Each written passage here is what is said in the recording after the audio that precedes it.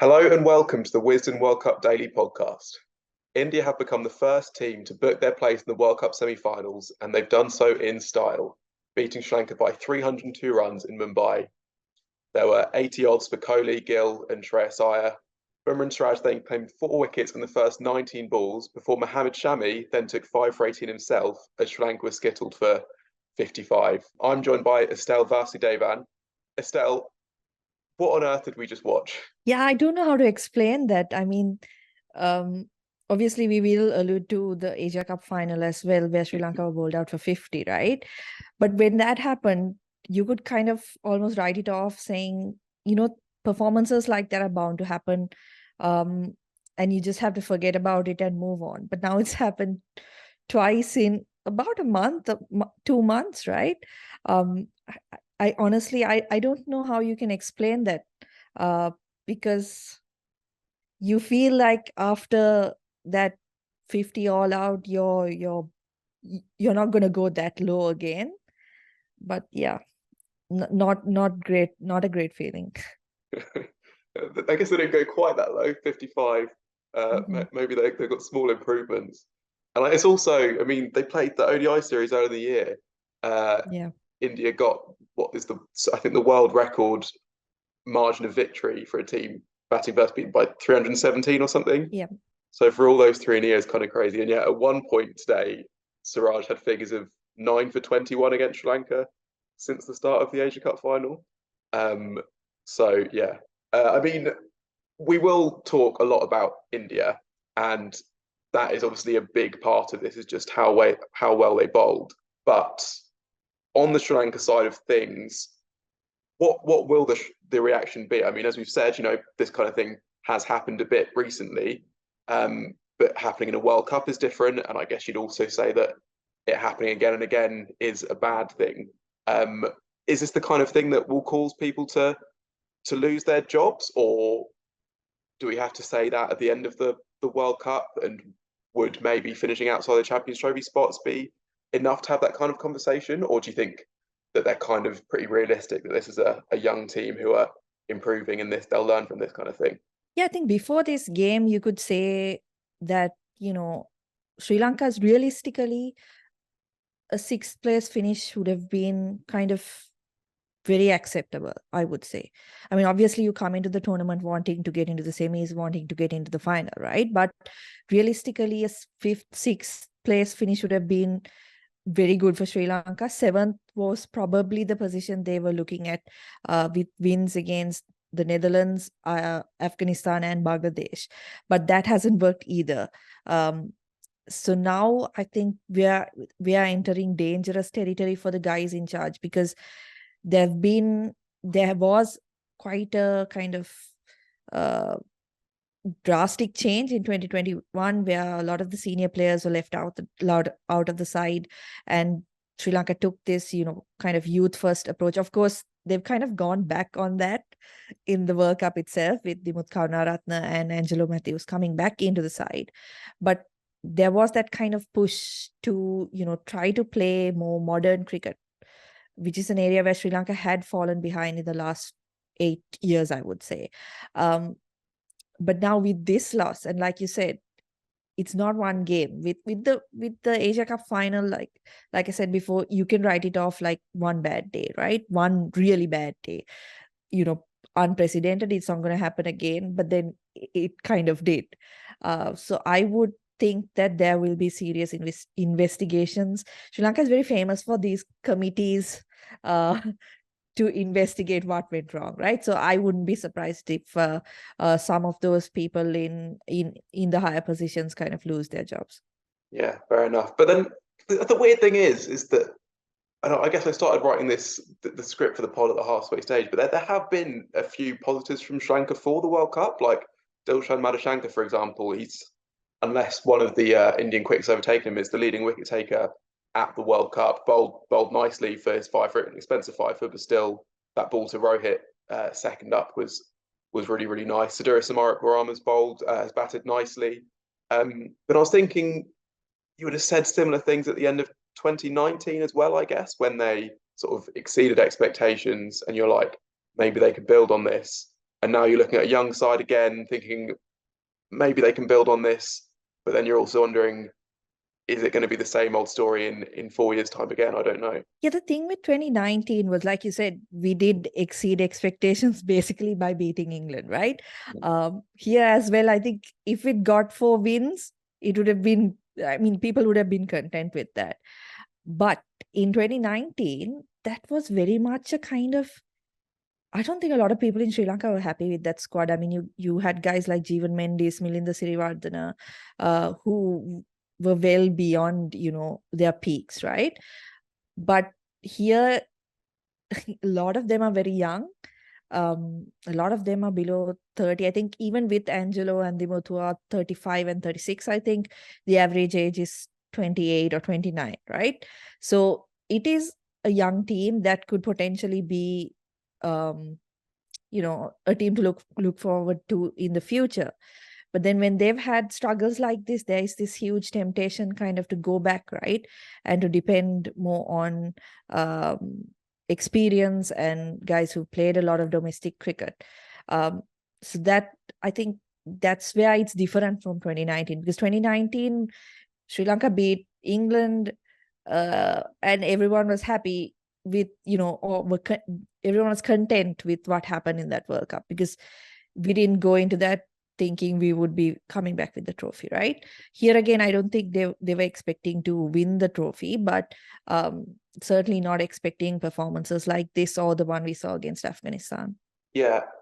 So what's your sort of view on the direction of the side? Obviously, that I can totally see how they might get rid of some of the people in positions of power after this. Do you think that would be the right thing? Because I do see how you can see it the other way, that, this has been a tough campaign, not just with a few of the results, but in terms of all the people that are injured, right? Like, you might say after a result like this, sack the captain, but the captain's not here, he's injured. And then you might say sack the coach, but in some ways I kind of think that they have brought through a few of these younger players. Like, what do you hope that they do, I guess? Yeah, I certainly hope that they stick with the younger players, because as you've seen, right, Dilshan Madhushankar coming into this tournament, I think he had like 6 ODIs under his belt. Mhm.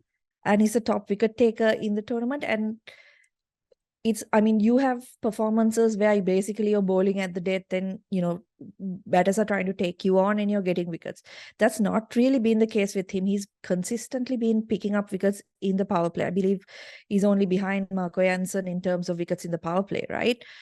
So guys like that definitely need to be kind of invested in the future. And there have been plenty of promising signs from I would say all of those youngsters playing in the World Cup so far.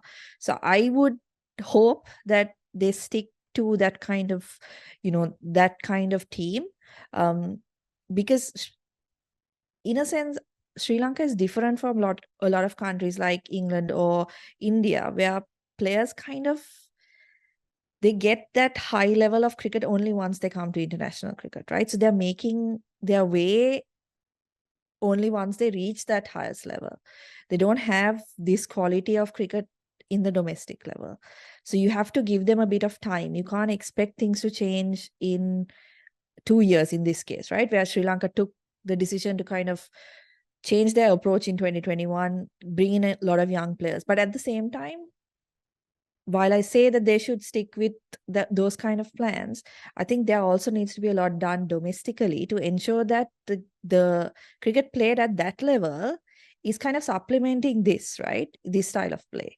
You can't have cricket where, every pitch in Sri Lanka, a par score is like 250, right? You can't have that kind of setup and expect your team to go to a World Cup where 300 is par and perform really well. So there's a lot that needs to be done. I think patience is the most important thing, and which is, the rarest thing in Sri Lanka.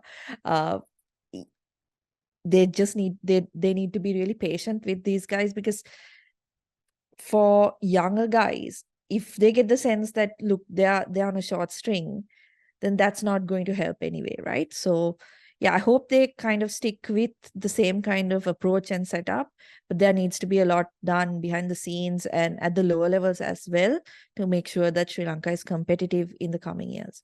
Yeah, that's really interesting. And I guess if you're looking for the impact of Chris Silverwood, say, you'd expect that to be felt almost more on the bowling side. And that's where, say, Dilshan Madashankar, he would look at that as a feather in his cap, I suppose. Um, yeah, and I guess there's still a chance, they end up with 4 wins from the World Cup, qualify for the Champions Trophy comfortably, and then maybe this does become a bit of a memory. Maybe it's a bit raw right now, but uh, yeah, I guess we'll wait and see on that. Um, that's it for part one. In part two, we'll talk about India and look ahead to Afghanistan v Netherlands tomorrow. Let's talk about India then, and let's start with the bowling because you know as much as whenever a team gets bowled out for 55, you're going to look to the batting.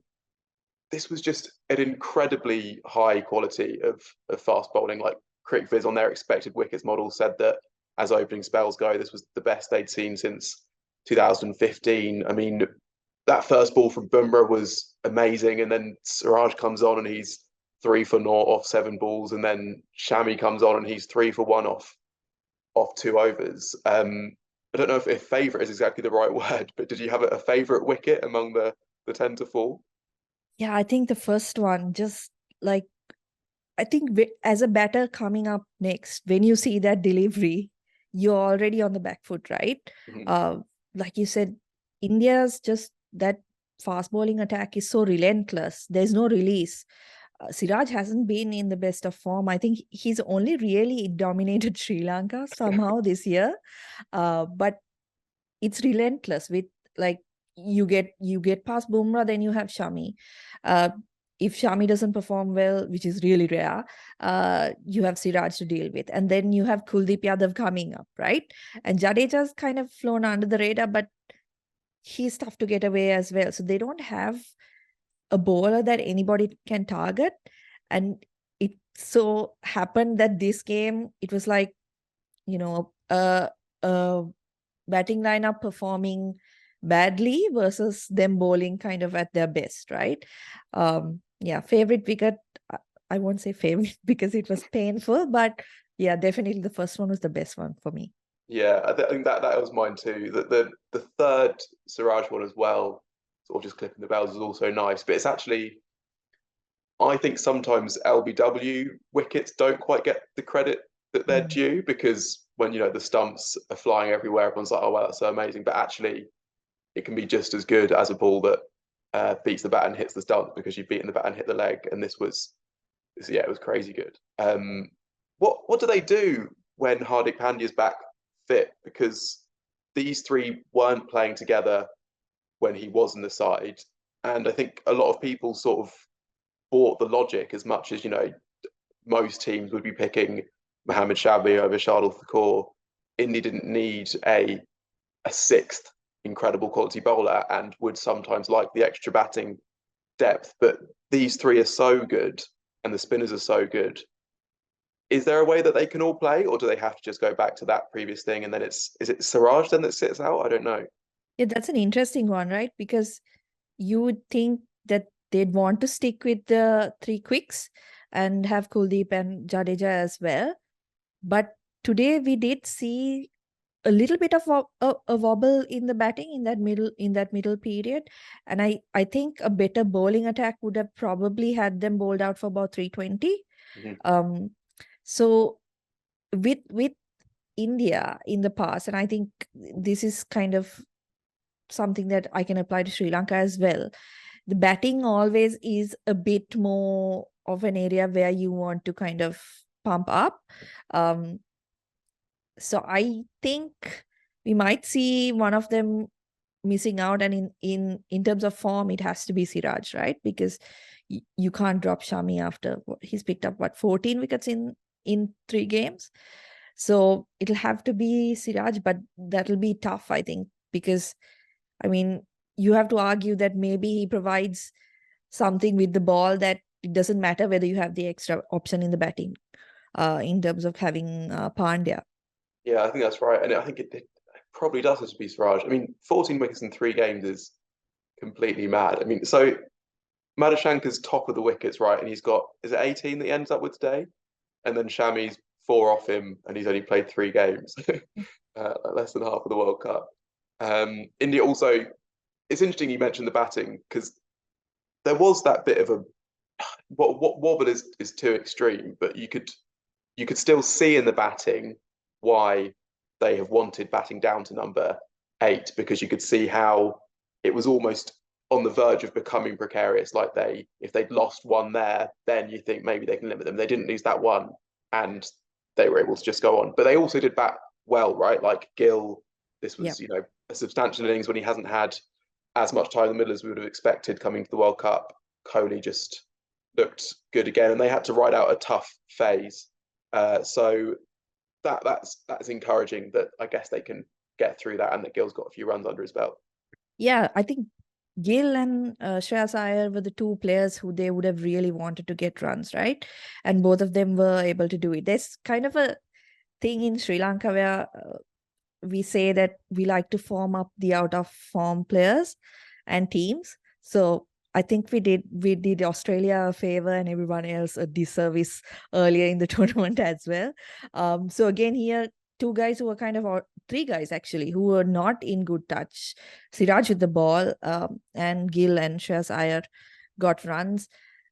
I think India are kind of in that tricky position whether they need to keep Shami in the side because of Jadeja's kind of lack of form. Mm-hmm. I think if he was kind of batting like he was in 2019, then there's no question they would have just stuck with the 5 bowlers, right? Because he provides so much at number 7.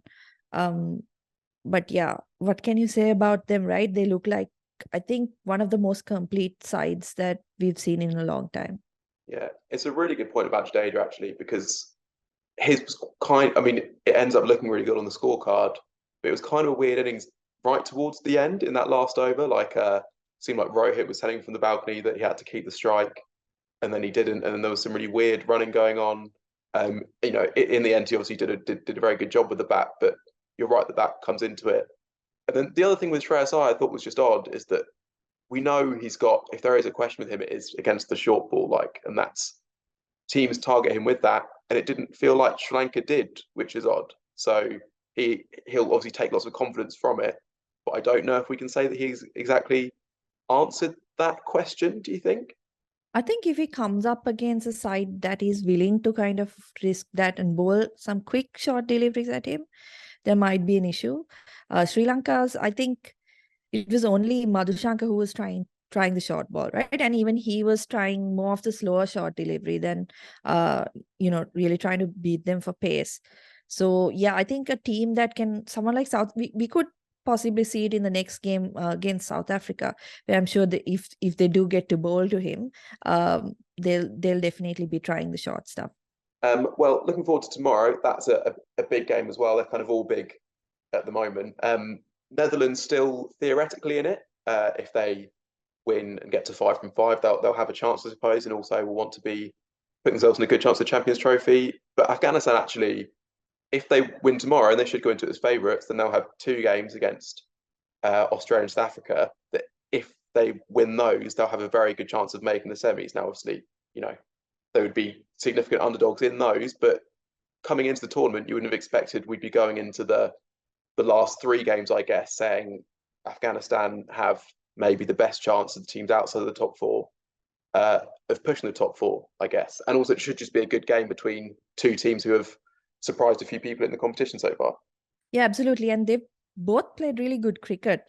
Afghanistan used to be this team where in the batting, they either block it or they hit it, right? Mm-hmm. But they've shown so much maturity. I think, again, a game against Sri Lanka in the Asia Cup where they chased like 280 in 37 overs, nearly got themselves to the next round. I think that kind of flicked a switch for them, because it's all about confidence, right? It probably gave them that belief that, look, the batting it doesn't have to rely on Gurbaz or Nabi or 2 or 3 players in there. They have guys who can take it deep. And one significant advantage they have is even guys at number 9 can, give you 20, 30 runs in very few deliveries. So both teams have played really well. Afghanistan obviously will go in as favorites, and it would be amazing, I think, to see them really push for that fourth spot in the table and go into a semi-final. Yeah, I mean, especially in that Sri Lanka game, just that big partnership between, I mean, runs from Ramat was nice, but big partnership between, what was it, Hashmat and Asmat.